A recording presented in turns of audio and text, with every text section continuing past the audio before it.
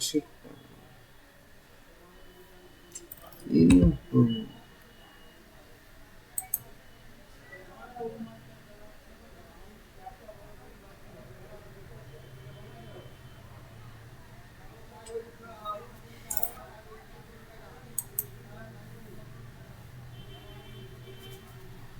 নমস্কার বন্ধুরা,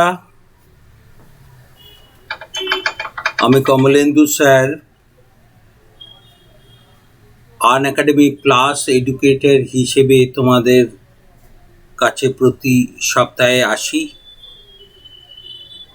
সেই পথ ধরে আজকেও আমি এসেছি।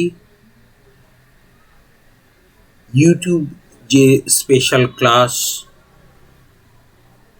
অ্যারেঞ্জ করা হয়েছে, সেই ক্লাসের পরিপ্রেক্ষিতে আমি একটা গুরুত্বপূর্ণ আলোচনায় থাকব, যা তোমাদের আগামী পরীক্ষার জন্য অত্যন্ত প্রয়োজনীয়। সেটি হচ্ছে unity and diversity in India.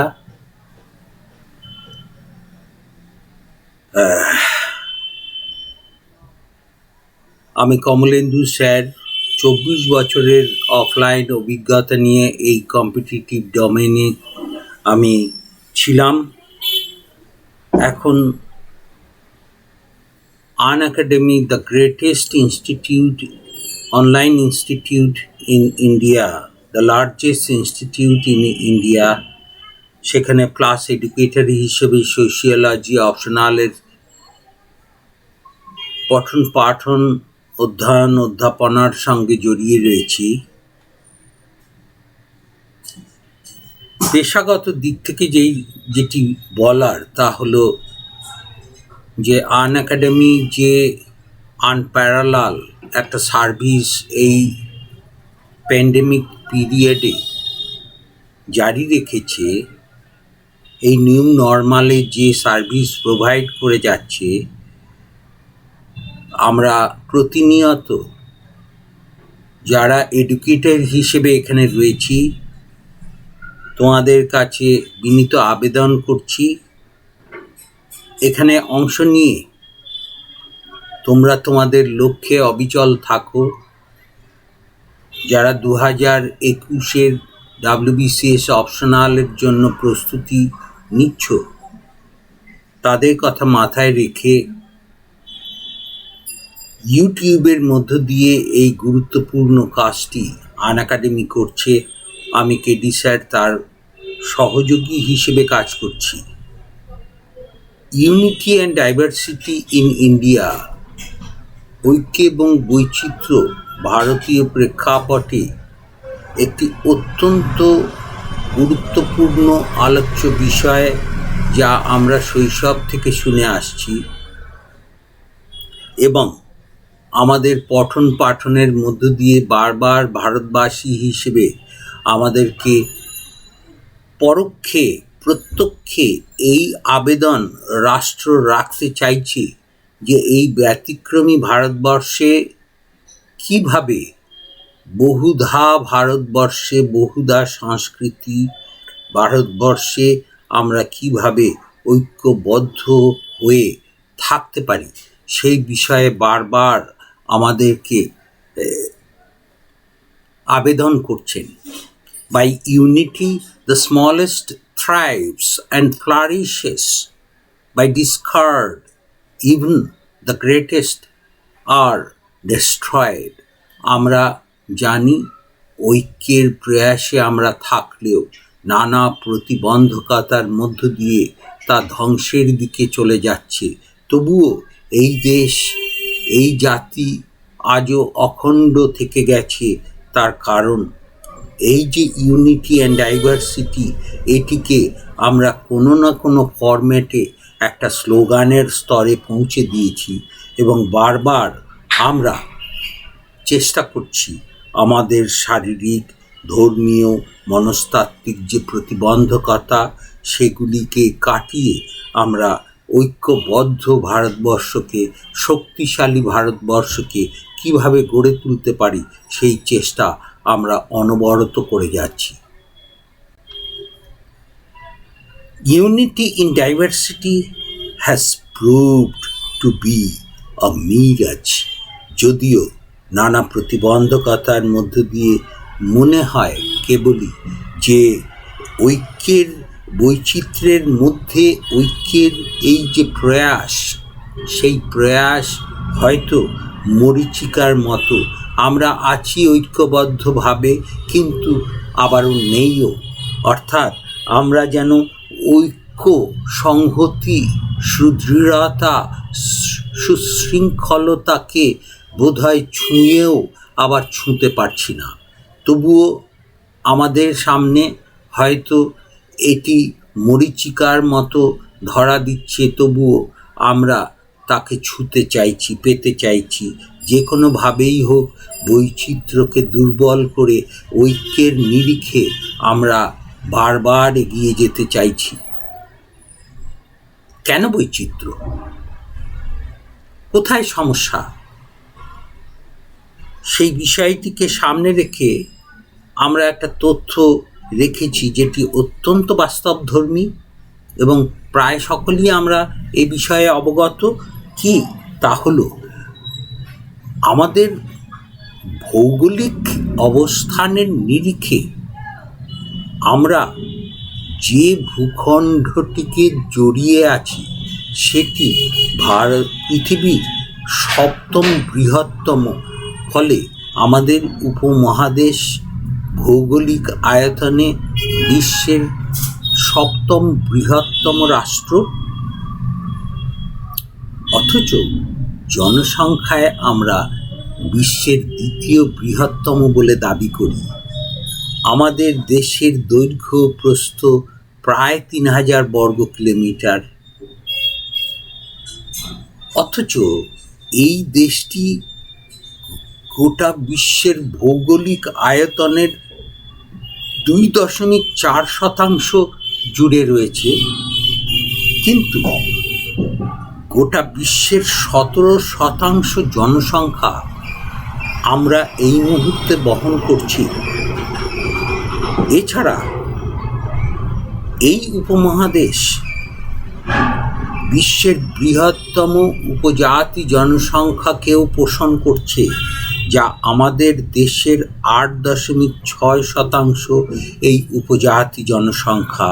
সুতরাং এদেশের ওপর শুরু থেকেই যে একটা প্রবল চাপ রয়েছে সেটি এই পরিসংখ্যান থেকে আমরা উপলব্ধি করতে পারছি।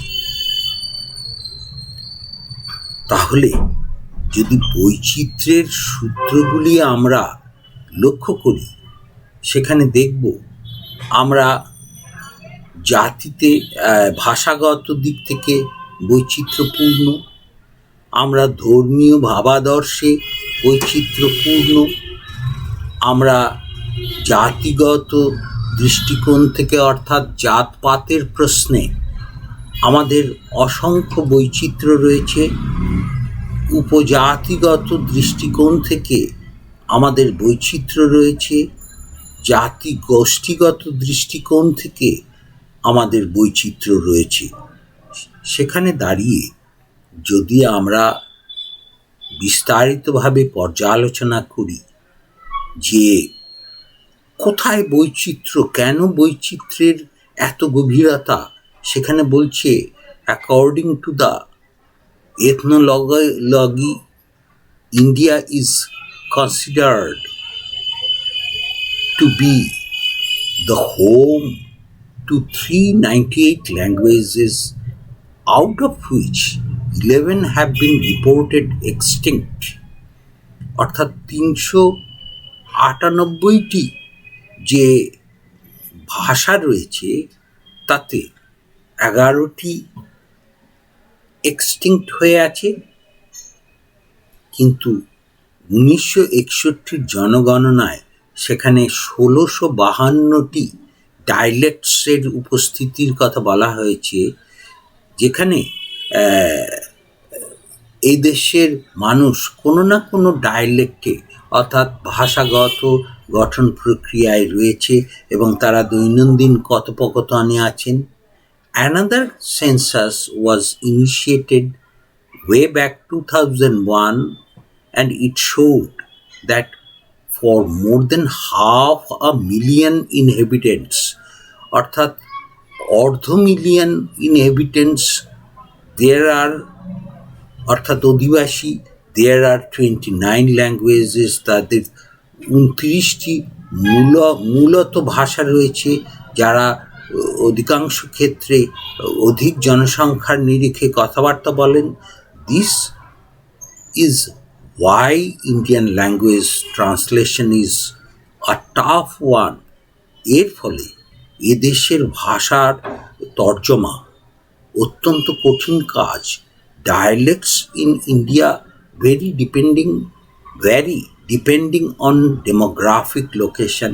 যে ডায়ালেক্ট অর্থাৎ ভাষা প্রক্ষেপণের যে ধরন, তা আমাদের আঞ্চলিক দিক থেকে স্বতন্ত্র হয়। সেক্ষেত্রে নৃতাত্ত্বিকরা মনে করেন প্রতি 7 কিলোমিটার অন্তর 7 কিলোমিটার অন্তর এই ডায়ালেক্টগুলি পরিবর্তিত হয়। ফলে আমাদের দেশের যে মূল ভাষা হিসেবে ধরা হয় হিন্দি ইন দেবনাগরী স্ক্রিপ্টে, languages of native tongue are still very much alive. সেটি অত্যন্ত সজীব বলে অধিকাংশ মানুষের কথোপকথনের মধ্য দিয়ে সেটি বেঁচে আছে বলে ভাষাতাত্ত্বিকরা মনে করেন। ধর্মীয় দৃষ্টিকোণ থেকে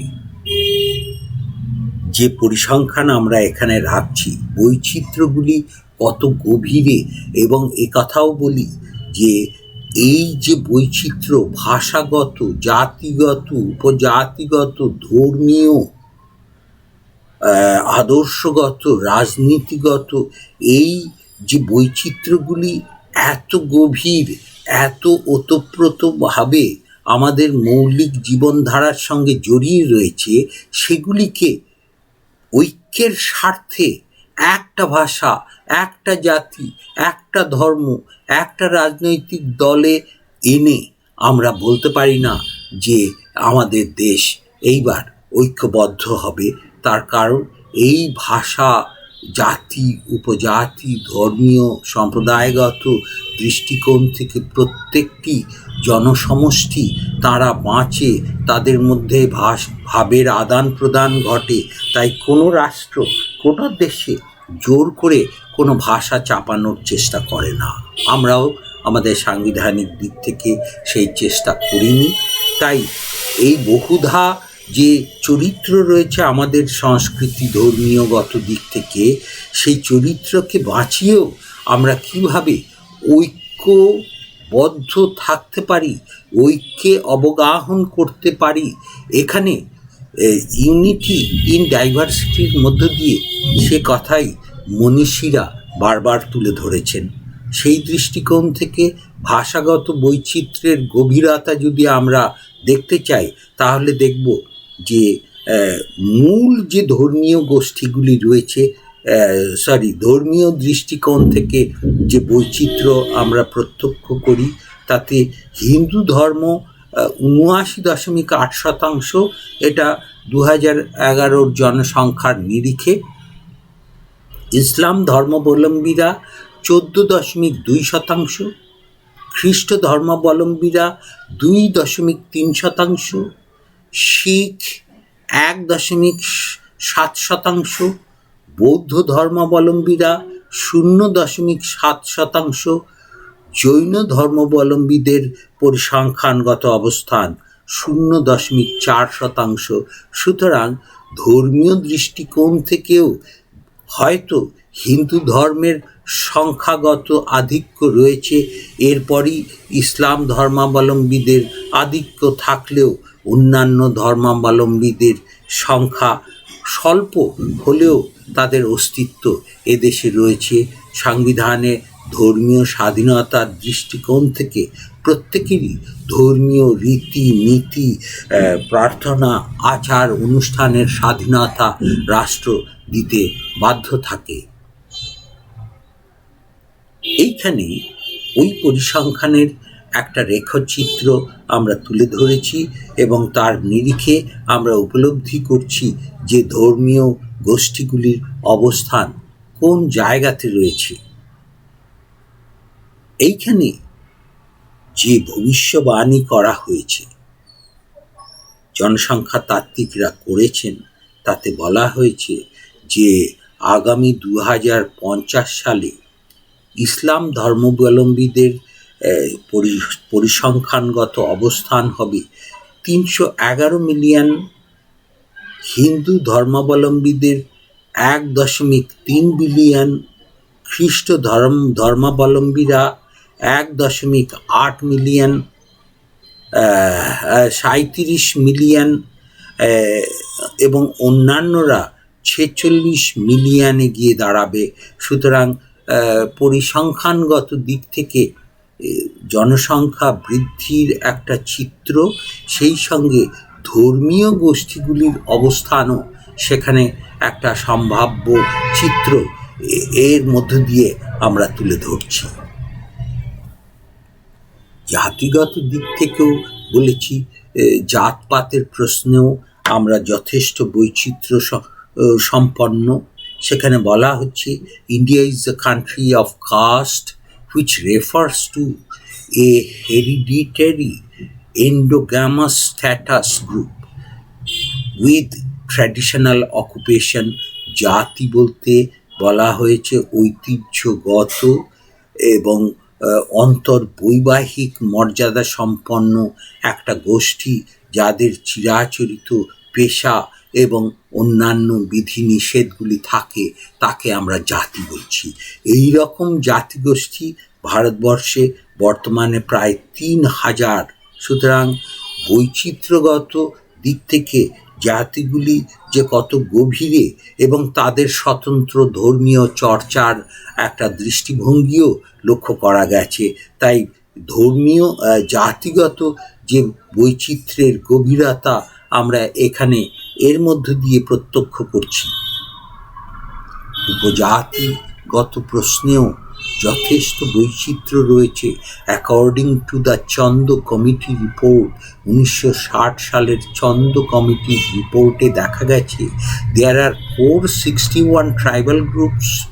এখানে 461টি উপজাতি গোষ্ঠী রয়েছে in India, out of which, যাদের মধ্যে 424 are considered as scheduled tribes. 424টি উপজাতি তফসিলি উপজাতি বলে উল্লিখিত হয়েছে, which is the largest in the tribal population. অর্থাৎ এটি হচ্ছে সর্ববৃহৎ উপজাতি জনসংখ্যা in the world largest population. সুতরাং উপজাতিগত যে জনসংখ্যা এবং তাদের উপজাতি গোষ্ঠীগত যে বৈচিত্র্য রয়েছে, তাও আমরা এই আলোচনার মধ্য দিয়ে লক্ষ্য করেছি। এছাড়াও উপজাতিগত যে বৈচিত্র্যের প্রশ্নটিকে আরও বিস্তারিতভাবে আলোচনা করে দেখানো হয়েছে। The biggest tribal group, the গোন্ডরা, biggest tribal group, number about 7.4 million, followed by the Santhal with about 4.2 million। আবার উপজাতি গোষ্ঠীগুলির সংখ্যাধিক্যের প্রশ্নে যে ক্যাটেগরি করা হয়েছে, সেখানে এখানে সেই চিত্রটিও দেখানো হচ্ছে। The smallest tribal community are the Chaimals of Andaman island, whose number just 18, যাদের 18 জন মাত্র সদস্য সংখ্যা রয়েছে। Central India is home to the country's largest tribe. অর্থাৎ একেবারে ভারতবর্ষের কেন্দ্রভূমিতে রয়েছে দেশের সবচেয়ে বড় উপজাতি জনগোষ্ঠী। And taken as a whole, roughly 75% of the total tribal population live there। অর্থাৎ তারা প্রায় উপজাতি জনসংখ্যার প্রায় 75%। রেসিয়াল ডাইভার্সিটি আমরা এর বঙ্গানুবাদ করলে পাই জাতি, আর কাস্টকে বলি জাতি, কিন্তু বাস্তবে জাত। জাতি বলতে একেবারে বায়োলজিক্যাল এক্সিস্টেন্স রয়েছে। জাতি অর্থাৎ কাস্ট হচ্ছে সোশ্যাল এক্সিস্টেন্স। আমরা সামাজিক দিক থেকে শুধুমাত্র সমাজে মর্যাদাগত স্থান নির্ধারণ করতে, পেশা নির্ধারণ করতে আমরা কাস্ট সিস্টেম, জাতি ব্যবস্থা শুরু করেছিলাম। কিন্তু রেসিয়াল হচ্ছে বায়োলজিক্যাল। যেমন বলা হচ্ছে, A.W. Green Sage, a race is a large biological human grouping with a number of distinctive inherited characteristics which vary within a certain range। অর্থাৎ এই জৈব মানবীয় যে গোষ্ঠী, তারা একে অপর থেকে এতই স্বতন্ত্র যাদেরকে দেখেই আমরা উপলব্ধি করতে পারি।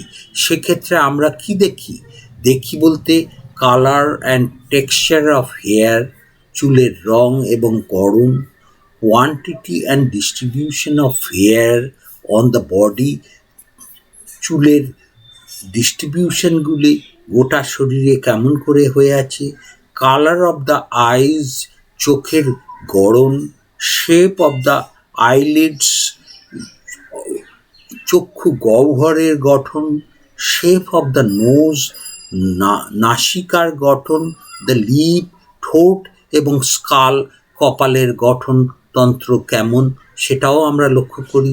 স্কিন কালার, গাত্র বর্ণ আমরা লক্ষ্য করি, এবং বডি হাইট, শরীরের উচ্চতা, সেদিকেও আমরা রেসিয়াল ডিস্ট্রিবিউশনের ক্ষেত্রে বিশেষভাবে লক্ষ্য করি। Scientific racism of the late 19th and early 20th centuryতে যেভাবে ডিভাইডেড হয়েছে, রেসিজমকে যেভাবে তারা হচ্ছে ককেশয়েড, তাদের গাত্রবর্ণ শ্বেত প্রকৃতির, মঙ্গোলয়েড, তাদের ইয়েলো কমপ্লেকশন রয়েছে, হলদেটে গড়ন, নিগ্রয়েড যারা কৃষ্ণ বর্ণের, এবং অস্ট্রালয়েড যাদেরকে আমরা শ্যাম বর্ণ বলি, না কালো না ফর্সা, এ Australoid. Indigenous population of India was assumed to be intermediate between Caucasoid and Australoid। ভারতবর্ষের সংখ্যাধিক্যের প্রেক্ষিতে আমাদের দেশের জনসংখ্যার আধিক্য যেখানে রয়েছে, তারা না সাদা না অস্ট্রালয়েড অর্থাৎ একেবারে শ্যামবর্ণ, এইরকম একটা জায়গাতে রয়েছে, অর্থাৎ না সাদা না কালো, এরকম একটা কমপ্লেক্সানে ভারতীয়দের সংখ্যাধিক্য রয়েছে। এইখানে বিশিষ্ট নৃতাত্ত্বিক অধ্যাপক B.S. গুহ যেভাবে রেসিয়াল ডিস্ট্রিবিউশন করেছেন সেটি অত্যন্ত বিজ্ঞানসম্মত বলে আমরা মনে করছি। যেমন তিনি এই রেসগুলির কথা বলেছেন, তারা হলো দ্য নেগ্রিটোজ যাদের আগমন হয়েছিল আফ্রিকা এবং অস্ট্রেলিয়া অঞ্চল থেকে, যাদের গাত্রবর্ণ কৃষ্ণকায় ডার্ক ব্ল্যাক, যাদের সংখ্যাধিক্য লক্ষ্য করা গেছে আন্দামান এবং দক্ষিণ ভারতীয় অঞ্চল জুড়ে। প্রোটো অস্ট্রালয়েড যারা অস্ট্রেলিয়া থেকে আগত, যাদের নিগ্রয়েডস থেকে সম্পূর্ণ ভিন্ন ধরনের গাত্র গড়ন, যারা মধ্য ভারত জুড়ে সেন্ট্রাল ইন্ডিয়াতে বসবাস করছেন। দ্য মঙ্গোলয়েডস, মঙ্গোলিয়া বা চায়না থেকে এদের আগমন হয়েছে। এদের দুটি গোষ্ঠী রয়েছে, এদের গাত্রবর্ণ হলদেটে, এদের মূলত এদের বর্তমান বসবাস লাদাখ, সিকিম এবং অরুণাচল প্রদেশ জুড়ে। এছাড়া রয়েছে মেডিটেরানিয়ানস, যারা সাউথ ওয়েস্ট এশিয়া থেকে আগত, এদেরও 3টি গোষ্ঠী রয়েছে। এদের সাধারণ গাত্রবর্ণ কৃষ্ণকায়, যাদের স্বাভাবিক অবস্থান উত্তর ভারত জুড়ে এবং কিছু কিছু ক্ষেত্রে তারা গোটা ভারতবর্ষেও ছড়িয়ে পড়েছেন। দ্য ব্রাসিসেফালিক, এদের আগমন হয়েছে আফ্রিকা থেকে। এদেরও 3টি গোষ্ঠী রয়েছে, যাদের গাত্রবর্ণ সাধারণত কৃষ্ণকায়। এদের মূল বসবাস দক্ষিণ ভারতীয় অঞ্চলে ঘনীভূত অবস্থায়, কনসেন্ট্রেটেড অবস্থায় রয়েছে। এছাড়া দ্য নর্ডিক, এরা বাল্টিক রিজিয়ন থেকে আগত, যাদের গাত্রবর্ণ ফর্সা বলি আমরা। এরা মূলত পাঞ্জাব, হরিয়ানা, রাজস্থান, জম্মু এই বিস্তারিত অঞ্চল জুড়ে বসবাস করছেন।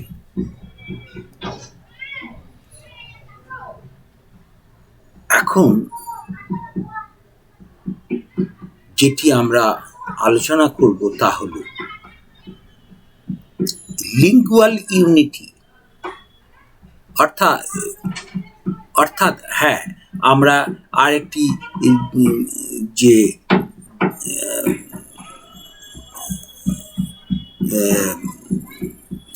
হ্যাঁ আমরা আলোচনা করেছি, সেটা হচ্ছে ভাষাগত বৈচিত্র্য আলোচনা হয়েছে। যেটা এইবার আমরা দেখাতে চাইব সেটি হচ্ছে বৈচিত্র্যগুলি আমরা যদি গুরুত্ব দিই তাহলে কি হবে? এই দেশগুলি ভাষাগত দিক থেকে, ধর্মীয় দৃষ্টিকোণ থেকে, উপজাতিগত দিক থেকে, রেসিয়াল জাতিগোষ্ঠীগত দিক থেকে টুকরো টুকরো হয়ে দেশের অবস্থানের দাবি আমরা হয়তো তুলে ধরতে পারি। যদিও ভাষাগত প্রশ্নে যুক্তরাষ্ট্রীয় কাঠামোকে বাঁচিয়ে রাখতে আমরা এক একটি রাজ্য দাবি করেছিলাম। স্বাধীনতা সমসাময়িক পরিস্থিতিতে মাত্র 14টি রাজ্য এবং কিছু কেন্দ্রশাসিত অঞ্চল নিয়ে আমাদের জয়যাত্রা শুরু হলেও আমরা সম্প্রতি সেই রাজ্যের সংখ্যা 29টিতে পৌঁছে গেছি। অ্যাজ পার আর্টিকেল 344(1) এবং 3 and 351 of the Constitution of India, the 8th schedule includes 8th schedule অর্থাৎ 8ম তফসিল এই আমাদের সংবিধানে যে অংশ নিয়েছে তাতে 22টি আঞ্চলিক ভাষাকে সাংবিধানিক স্বীকৃতি দেয়া হয়েছে। অর্থাৎ আমরা 1652টি ডায়ালেক্টে থাকলেও সেখানে যে ভাষাগত অবস্থান ছিল সে ভাষাগত অবস্থানে এখন পর্যন্ত 22টি গুরুত্বপূর্ণ আঞ্চলিক ভাষাকে সাংবিধানিক স্বীকৃতি দিয়ে সেই ভাষার পঠন পাঠন কেজি টু পিজি, তার ডেভেলপমেন্ট, তার যাবতীয় ভাষাগত উন্নয়নের চেষ্টা কেন্দ্রীয় সরকার তথা রাষ্ট্র নানাভাবে করে চলেছে, কিন্তু বাকি ভাষার এখনও সংযোজন সম্ভব হয়নি। স্বাধীনতার সমসাময়িক 1950-এ আমরা 14টি ভাষা নিয়ে আমরা যাত্রা শুরু করেছিলাম। পরবর্তীতে 21st অ্যামেন্ডমেন্ট অ্যাক্ট অনুযায়ী 1967-তে সিন্ধ আঞ্চলিক ভাষাকে 8ম তফসিলে স্থান দেওয়া হয়। এরপর 1992-এ 71st অ্যামেন্ডমেন্ট অ্যাক্ট অনুযায়ী নেপালি, কোঙ্কনি এবং মণিপুরি ভাষাকে এই 22টি ভাষার অন্তর্ভুক্ত করা হয় আঞ্চলিক ভাষায়।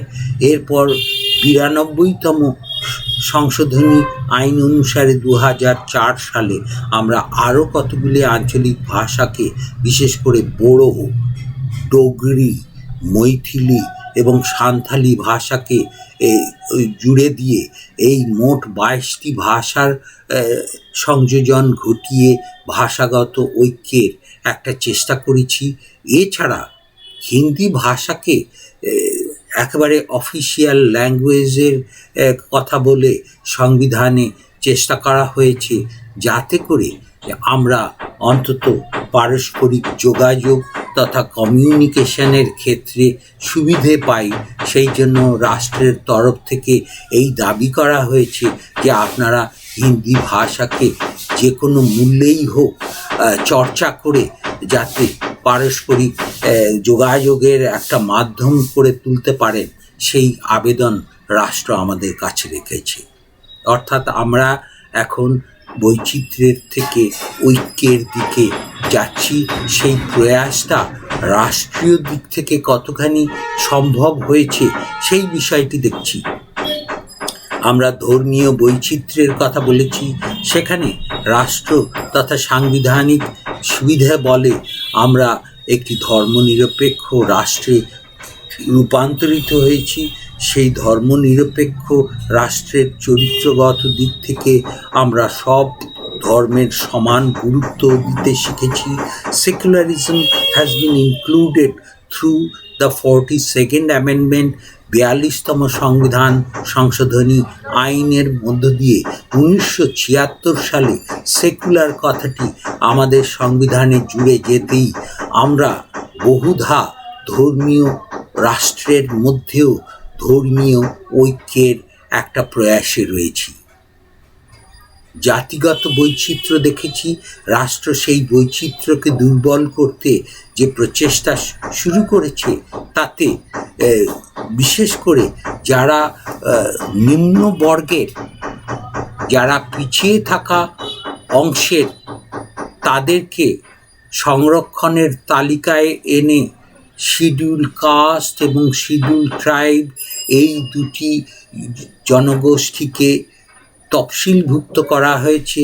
কাকা সাহেব কালেলকারের সমীক্ষার মধ্য দিয়ে প্রথম পিছিয়ে থাকা জাতিগোষ্ঠীর উন্নয়নের স্বার্থে এই দুটি অংশকে সংবিধানে জোড়া হয়েছিল। এরপর দ্বিতীয় ব্যাকওয়ার্ড কাস্ট কমিশন হিসেবে আমরা মণ্ডল কমিশনের কথা জানতে পেরেছি।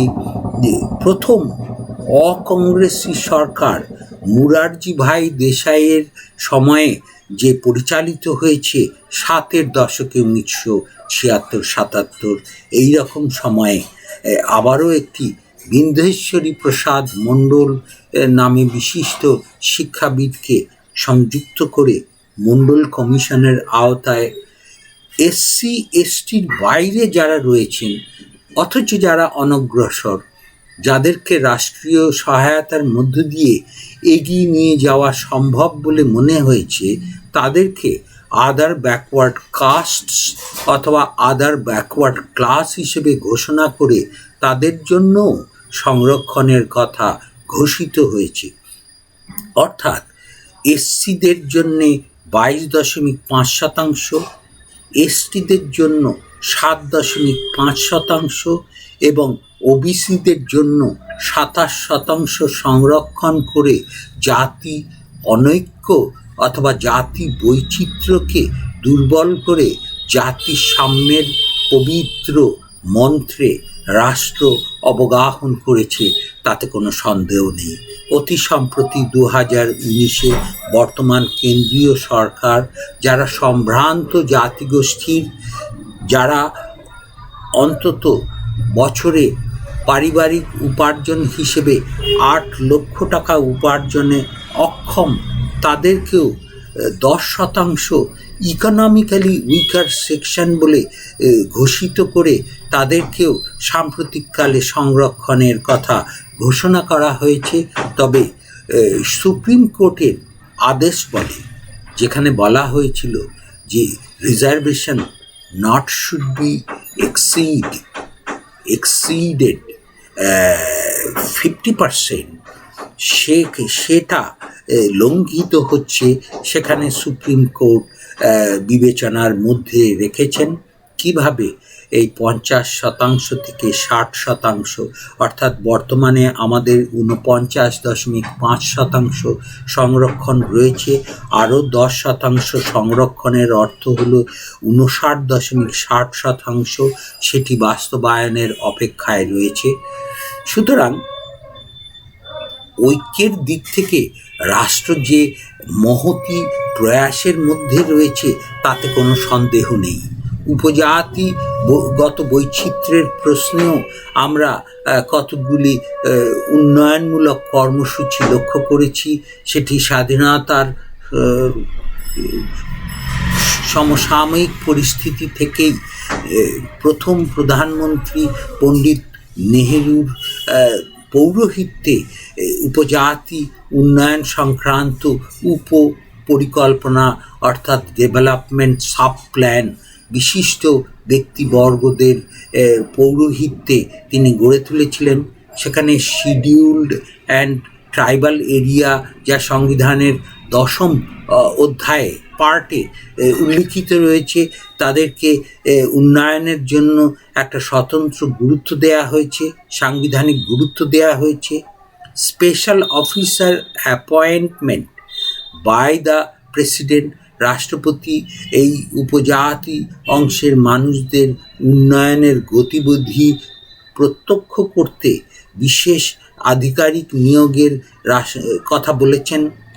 National Commission for Schedule Caste article 338 অনুসারে গঠিত হয়েছে। এছাড়া National Commission for Schedule Tribe article 338A মোতাবেক গঠিত হয়েছে। এছাড়াও সংবিধানের 5ম এবং 6ষ্ঠ যে শিডিউল রয়েছে, সেই 5ম অর্থাৎ 5ম এবং 6ষ্ঠ শিডিউলে তফসিলি জাতি উপজাতিদের জন্য 5ম তফসিলে যেটা বলা হয়েছে, শিডিউলে যেটা বলা হয়েছে যে উত্তর পূর্ব ভারতের কিছু রাজ্যের বাইরে যে সকল উপজাতি অংশের মানুষ রয়েছে তাদের বিশেষ সাংবিধানিক সহায়তা। আর 6ষ্ঠ শিডিউলে 6th শিডিউলে যেটা বলা হয়েছে সেটা হচ্ছে উত্তর পূর্ব ভারতের গভীর পার্বত্য অঞ্চলে যে উপজাতি সম্প্রদায়েরা রয়েছে তাদের জন্য আরও সাংবিধানিক সুযোগ সুবিধার কথা এইখানে ঘোষিত হয়েছে। এছাড়াও সংবিধানের 330 থেকে 342 ধারাকে এই পিছিয়ে থাকা অংশের মানুষদের জন্য নানা সুযোগ সুবিধার কথা বিস্তারিতভাবে আলোচিত হয়েছে। সেখানে 341-এ তফসিলি জাতি এবং 342-এ তফসিলি উপজাতিদের সংজ্ঞাদানের কথা বলা হয়েছে, অর্থাৎ কারা তফসিলি জাতি হবে, কারা তফসিলি উপজাতি হবে, তাদেরকে এই সংবিধানের ধারা বলে সেখানে ঘোষণা করার কথা বলা হয়েছে। এখন প্রশ্ন হচ্ছে যে আমরা হয়তো বৈচিত্র্যের পাশাপাশি ঐক্যের প্রশ্নটিকে অত্যন্ত সামঞ্জস্যপূর্ণ বলে মনে করছি। তার কারণ বৈচিত্র্যের গভীরতা আলোচনার সূত্রে আমরা যেভাবে দেখেছি তাকে অন্তত কিছুটা প্রলেপ দিতে ঐক্যের প্রচেষ্টা রাষ্ট্র সাংবিধানিক দৃষ্টিকোণ থেকে যথেষ্ট হারে করেছে বা বজায় রেখেছে, তাতে কোনো সন্দেহ নেই। কিন্তু বাস্তব যে অত্যন্ত কঠোর, সেই দৃষ্টিকোণ থেকে যদি আমরা লক্ষ্য করি, অর্থাৎ সমালোচকদের দৃষ্টিগোচরে যা কিছু ব্ল্যাক হোলস কৃষ্ণ গহ্বর প্রত্যক্ষ করেছেন, সেই দিক থেকে আমরা যদি লক্ষ্য করি তাহলে ক্রমান্বয়ে আমাদের বলতে হয় তা হলো যে ভাষাগত দৃষ্টিকোণ থেকে যে ঐক্যের প্রচেষ্টা হয়েছে, অষ্টম তফসিলে 22টি আঞ্চলিক ভাষাকে গ্রহণ করে যে সম্মান প্রদর্শিত হয়েছে, অন্যান্য ভাষাগুলিও তো দাবি করছে যে আমরা কবে রাষ্ট্রের প্রত্যক্ষ যত্ন পাব, আমাদের কবে হরপ পাব, আমাদের ভাষায় কবে আমাদের আগত প্রজন্মরা পঠন পাঠনের সুযোগ পাবে, যেমন 22টি ভাষাতেও পাচ্ছে। তাহলে আমাদের ভাষাগুলির কি হবে? এখানে একটা উষ্মা গড়ে উঠেছে। এছাড়া সংবিধান বলে হিন্দি ভাষাকে কাজ চালিয়ে নিয়ে যাওয়ার যে ভাষার মর্যাদা দেয়া হয়েছে, অর্থাৎ এদেশের বিস্তীর্ণ ভাষাভাষীর মানুষদের মধ্যে একটা কমিউনিকেটিভ ভাষা হয়ে উঠুক হিন্দি, এই যে আবেদন নিবেদন স্বাধীনোত্তর কাল থেকে রাষ্ট্রীয় দৃষ্টিকোণ থেকে তুলে ধরা হচ্ছে, তাতে বহু রাজ্য মেনে নিতে পারছে না। তারা দাবি করছে যদি হিন্দি ভাষাই হয় তাহলে আমাদের ভাষা নয় কেন? সুতরাং এর প্রশ্নেরও সমাধান আজও লক্ষ্য করা যায়নি। দ্বিতীয়ত, আমরা জাতিসাম্যের প্রশ্নে যে সংরক্ষণ নীতির কথা ঘোষণা করেছি বা উল্লেখিত হয়েছে সাংবিধানিক দৃষ্টিকোণ থেকে, সেখানেও প্রশ্ন চিহ্ন রয়েছে। তা হলো যে স্বাধীনতার পরবর্তী প্রায় 7 দশক আমরা কাটিয়ে ফেলার পরেও কেন সংরক্ষণ কমছে তো না, আরও 10% বাড়িয়ে ফেলা হলো? তাহলে এই 7 দশক ধরে রাষ্ট্র পিছিয়ে থাকা জাতিগোষ্ঠীগুলির উন্নয়নে কি কাজ করেছে, সেই প্রশ্ন সাধারণ মানুষ তুলে ধরতে চাইছে। তারা বলতে চাইছে এই সংরক্ষণ নীতি তুলে দিয়ে সকলকে সাধারণ পর্যায়ে নিয়ে আসা হোক, এই দাবি করছে।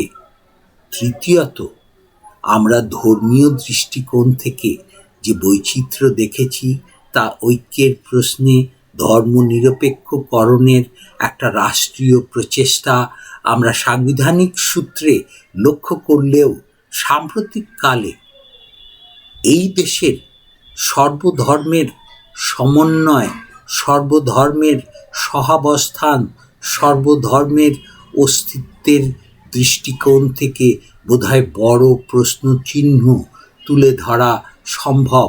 কারণ ধর্মীয় দৃষ্টিকোণ থেকে একটা সংখ্যাগরিষ্ঠ ধর্মের আধিক্য এবং সেই ধর্মাবলম্বীদের একটা মৌলবাদী দৃষ্টিভঙ্গি এবং আগ্রাসন অন্যান্য ধর্মাবলম্বীদের ক্ষেত্রে যা লক্ষ্য করা যাচ্ছে, সেটি একটা ভয়ঙ্কর দৃষ্টিভঙ্গি বলে সমালোচকরা মনে করছেন।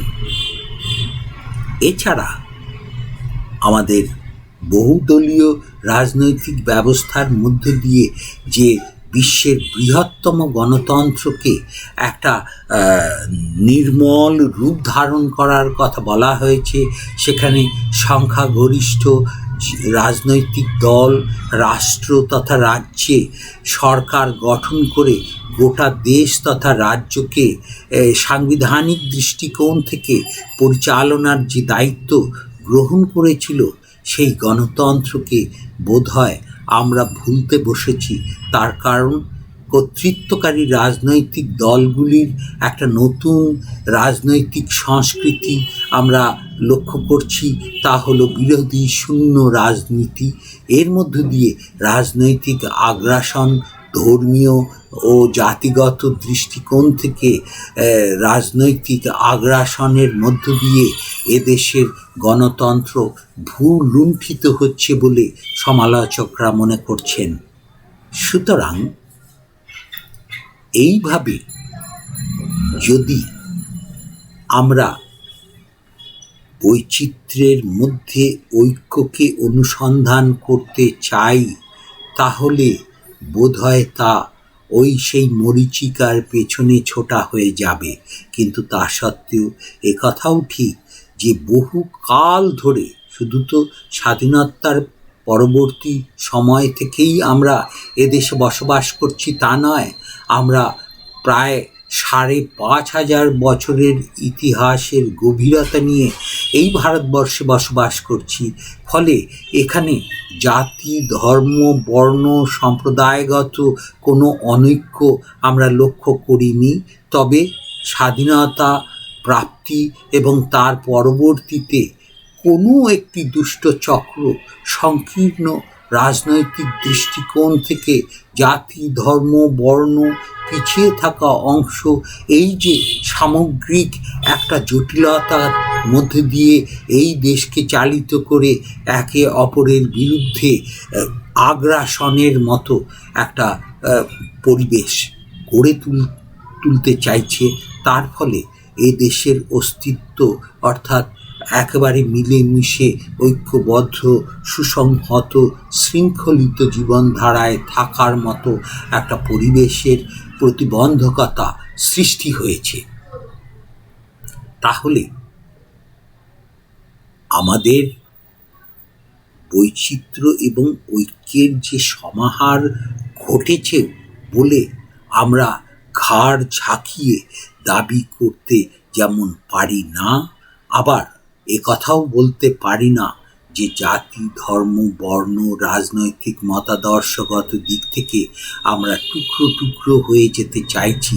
হয়তো পার্শ্ববর্তী রাষ্ট্রগুলির উগ্রবাদী, সন্ত্রাস এবং অভ্যন্তরীণ ক্ষেত্রে দেশদ্রোহী তথা সংকীর্ণ রাজনৈতিক শক্তিগুলি এদেশের অখণ্ডতাকে বারবার ভেঙে চুরে চুরমার করে দিতে চাইছে।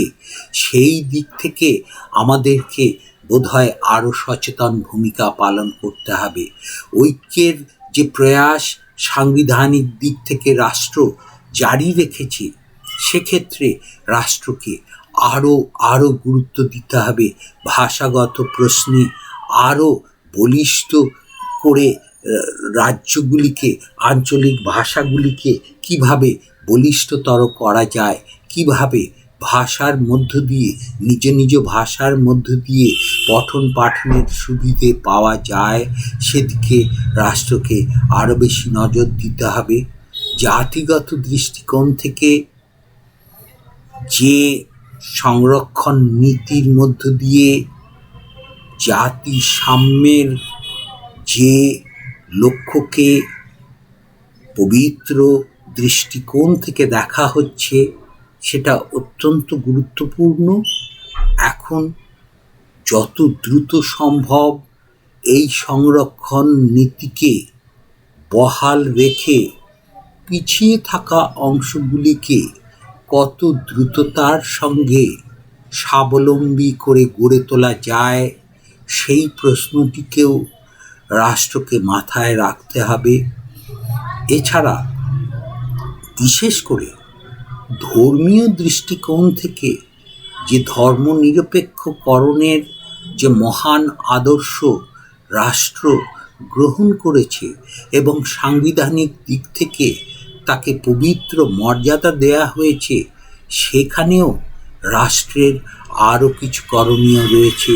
তা হলো ধর্মনিরপেক্ষ পবিত্র নীতিকে পবিত্র দৃষ্টিকোণ থেকে নিরপেক্ষভাবে কীভাবে এই পবিত্র দৃষ্টিভঙ্গিকে আরও বলিষ্ঠ করা যায়, অর্থাৎ বিভিন্ন ধর্মাবলম্বী মানুষ কিভাবে একে অপরকে জড়িয়ে এক জাতি, এক প্রাণের মন্ত্রে ঐক্যবদ্ধভাবে থাকতে পারে, সেই বিষয়ে রাষ্ট্রকে চিন্তাভাবনা করতে হবে।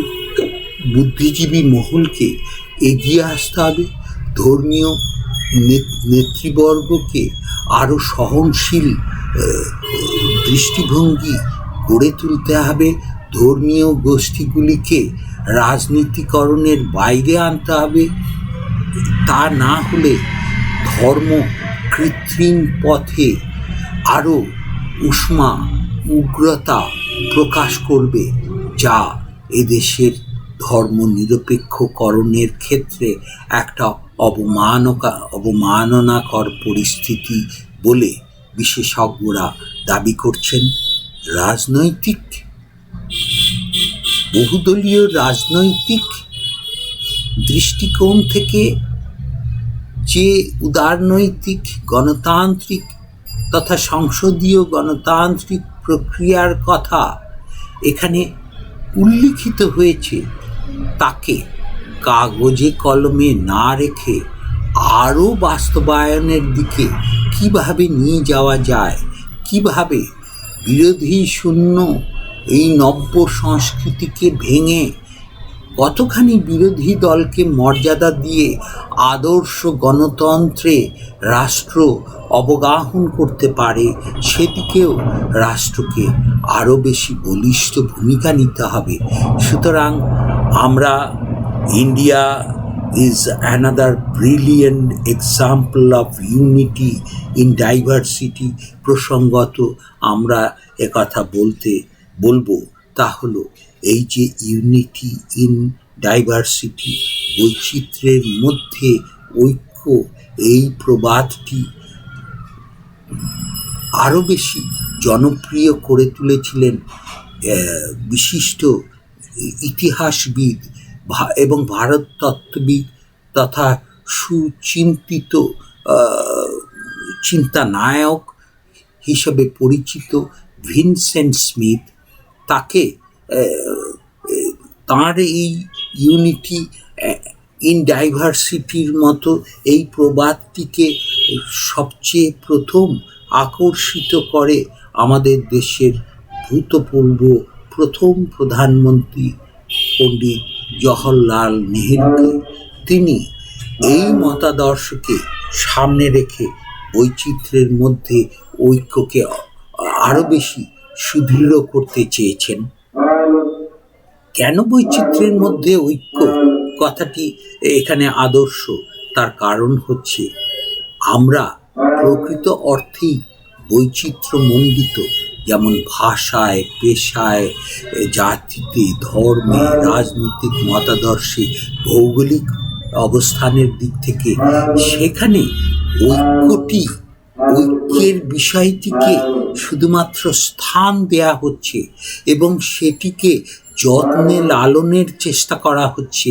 যদি সেটি যত্ন সহকারে লালিত হয় তবেই ঐক্য এবং বৈচিত্র্যের মধ্যে পারস্পরিক ভারসাম্য গড়ে উঠবে। সবশেষে আমরা মহামতি আইনস্টাইনের বক্তব্যকে সামনে রেখে আমরা শেষ রেখা টানব, তা হলো there is a great diversity among different regions of India. There is a great diversity among different regions of India in terms of language, cuisine, culture and race. পোশাকে, আত্মীয়তায়, সংস্কৃতিতে, ভাষায় আমাদের দেশ অঞ্চলগত দিক থেকে বৈচিত্র্যমণ্ডিত।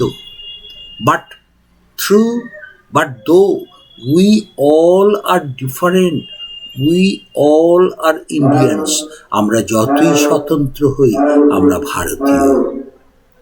We owe a lot of the Indians who taught us how to count, without which no worthwhile scientific discovery could have been made. আমরাই গোটা বিশ্বের মানুষকে গুনতে শিখিয়েছি। আর্যভট্টের হাত দিয়ে শূন্যের আবিষ্কারের মধ্য দিয়ে, তাছাড়া বৈদিক গণিত যা গোটা বিশ্বকে প্রথম গাণিতিক চর্চায় নিয়ে এসেছিল। তাই আলবার্ট আইনস্টাইন বলেছেন, ভারতবর্ষের মানুষই প্রথম বিজ্ঞান চর্চায় আমাদের রাস্তা করে দিয়েছিল গণিত চর্চার মধ্য দিয়ে। সুতরাং বৈচিত্র্য থাকুক, কিন্তু ঐক্য তাতে সহাবস্থান করুক, এবং তাহলেই বৈচিত্র্য ও ঐক্যের সহাবস্থান হবে। বৈচিত্র্য চিরাচরিত, ঐক্যের প্রয়াসের মধ্য দিয়ে এই সহাবস্থান বাস্তবায়িত হবে। তাই আমাদের সকলকে রাষ্ট্রের পাশাপাশি জাতি, ধর্ম, বর্ণ নির্বিশেষে রাষ্ট্রের অধিবাসী তথা নাগরিকদেরকে এই বৈচিত্র্যের মধ্যে ঐক্যের সহাবস্থানের প্রশ্নে এগিয়ে আসতে হবে। তবেই আমরা এই বৈচিত্র্যমণ্ডিত এই পরিস্থিতি থেকে সহাবস্থানে থাকব ঐক্যের মধ্য দিয়ে, এবং এ দেশ, এই জাতি, এই রাষ্ট্রের জনগণ, এদেশের বিকাশ, এদেশের বিজ্ঞান, প্রযুক্তি, কৃষি, শিল্প, সাহিত্য সহাবস্থান করবে এবং বলিষ্ঠ জাতিতে রূপান্তরিত হবে। আমরা এই বলে আমরা পেশাগত দিক থেকে যতটুকু বলার শুরুতে বলেছি এবং বলছি যে স্পেশাল ক্লাস প্রতিনিয়ত আমাদের হয়ে থাকে আনএকাডেমি প্ল্যাটফর্মে, আর প্রতি সপ্তাহের একটি ক্লাস ইউটিউবে আনএকাডেমির সহায়তাতেই আমি এখানে অংশ নিচ্ছি। সবাই তোমরা এখানে অংশ নিতে পারো। আর যেটি বলার সেটি হচ্ছে আনএকাডেমির ভেতরের সুবিধে, অর্থাৎ ইন্টারনাল যে ফেসিলিটিসগুলি, সেগুলি পেতে গেলে আনএকাডেমি অ্যাপ সাবস্ক্রাইব করো এবং আনএকাডেমিতে এনরোল করো। আমি কেডি স্যার এসে কোডটি ব্যবহার করে 10% ইনস্ট্যান্ট ডিসকাউন্ট পাবে। যারা আনএকাডেমির স্পেশাল ক্লাসগুলি করো সেখান থেকেও কিছু পয়েন্ট পাবে। আমরা সাজেস্ট করব 14th মান্থ 24th মান্থের সাবস্ক্রিপশান করলে তোমরা আরও বেশি উপকৃত হবে। এবং এখানে দৈনন্দিন প্রায় 300টি কোশ্চেনের তোমরা উত্তর পেতে পারো টেস্টের মধ্য দিয়ে, কুইজের মধ্য দিয়ে। এছাড়া ডেসক্রিপটিভ যে লেখা তোমরা লিখে আনএকাডেমির এডুকেটরদের দিয়ে দেখিয়ে কারেকশান করে নিতে পারো। সুতরাং Unacademy the largest online platform in India যে মহতি কাজে বা পরিষেবায় রয়েছে তাতে অংশ নিয়ে আমি নিজেকে ধন্য মনে করছি। তাই তোমাদের সকলকে বলছি যে আনএকাডেমিতে এনরোল করো, আনএকাডেমির ইন্টারনাল সুযোগ সুবিধা নাও। এই বলে আমি কমলেন্দু দালাল আনএকাডেমির প্লাস এডুকেটর হিসেবে এই ক্লাসটি পরিসমাপ্তি ঘোষণা করছি। যারা এই ক্লাসে অংশ নিলে সকলকে ধন্যবাদ, শুভেচ্ছা আমি এবং আনএকাডেমির তরফ থেকে জানাচ্ছি। সবাইকে থ্যাংক ইউ।